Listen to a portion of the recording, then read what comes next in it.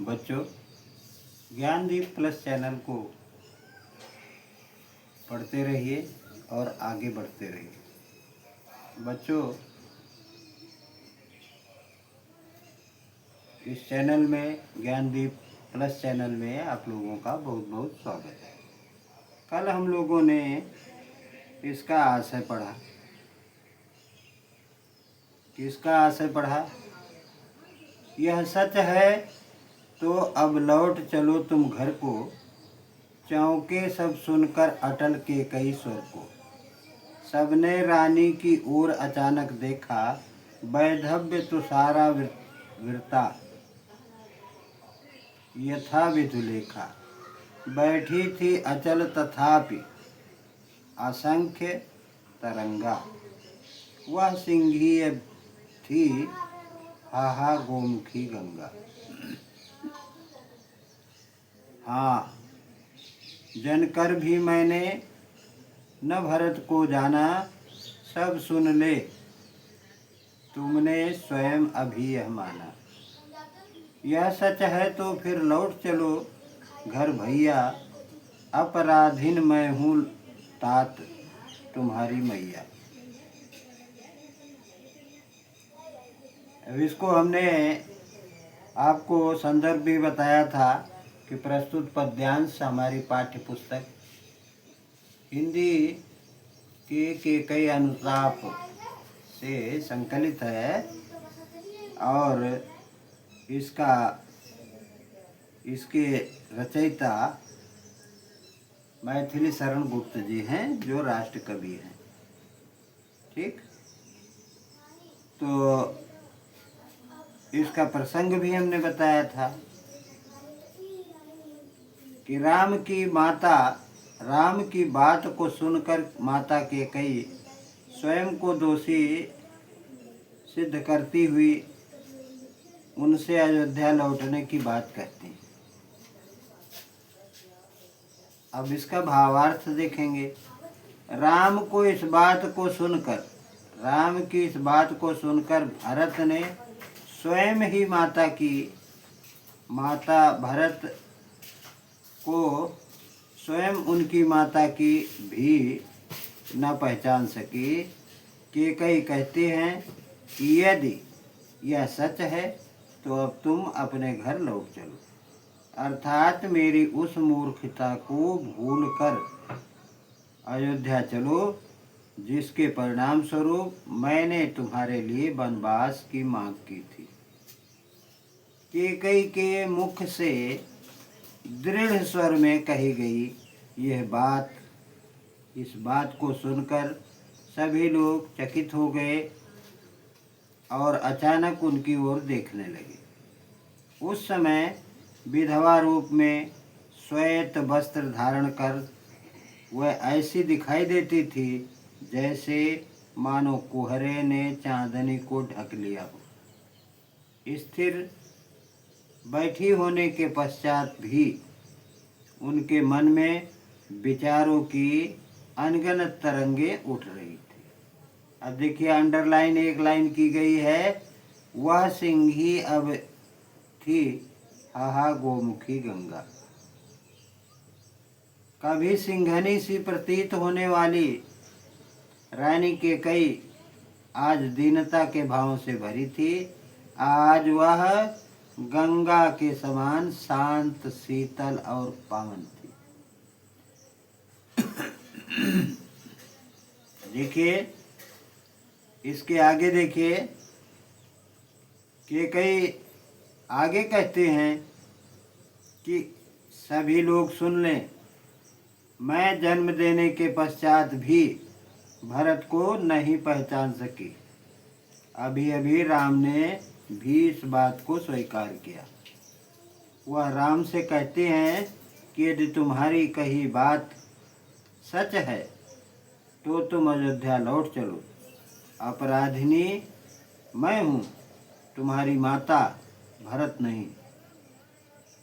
तुम्हें वन में भेजने का अपराध मैंने किया है।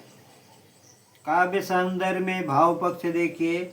प्रस्तुत पद्यांश में कैकेयी के अपराध बोध से ग्रसित केकई को दिखाया गया।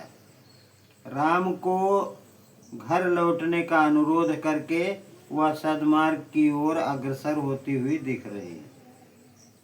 कला पक्ष देखिए, वही इन्होंने अपनी भाषा में खड़ी बोली का प्रयोग किया है जो परिष्कृत है।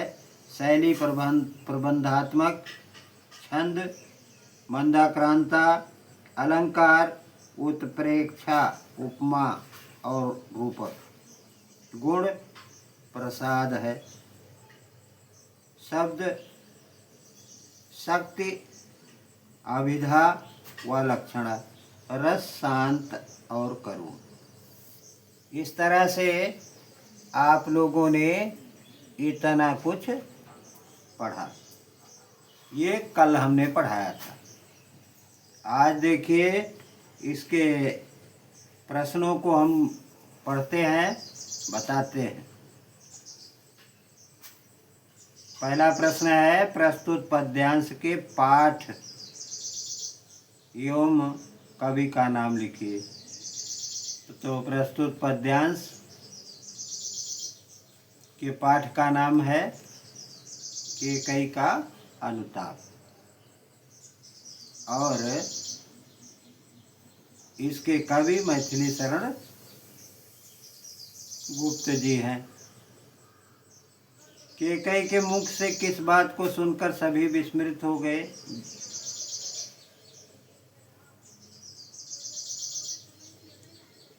केकई के मुख से दृढ़ स्वर में कही गई इस बात को सुनकर सभी विस्मित रह गए कि यदि यह सच है तो अब तुम अपने घर लौट चलो, अर्थात मेरी उस मूर्खता को भूलकर अयोध्या चलो। इसके परिणाम स्वरूप मैंने तुम्हारे लिए वनवास की मांग की थी। अब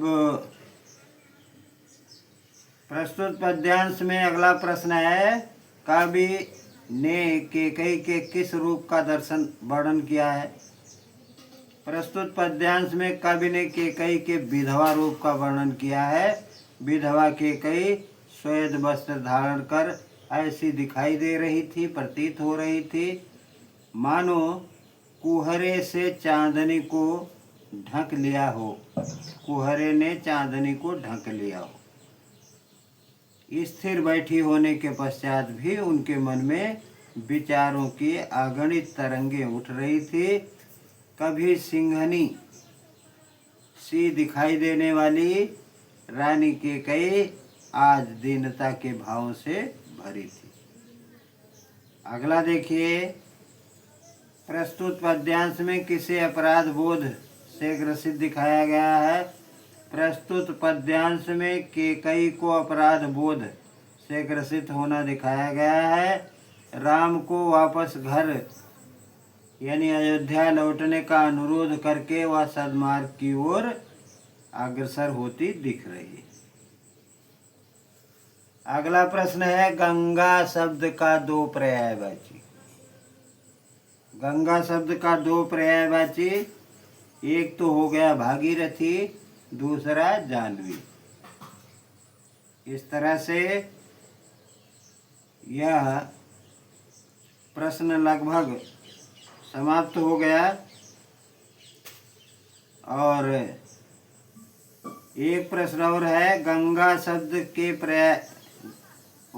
सिंघी और गोमुखी गंगा में से क्या अभिप्राय है? सिंघी गंगा, यहाँ सिंघी सिंघनी गंगा से आशय उस प्रचंड और गर्जनशील नदी से है जो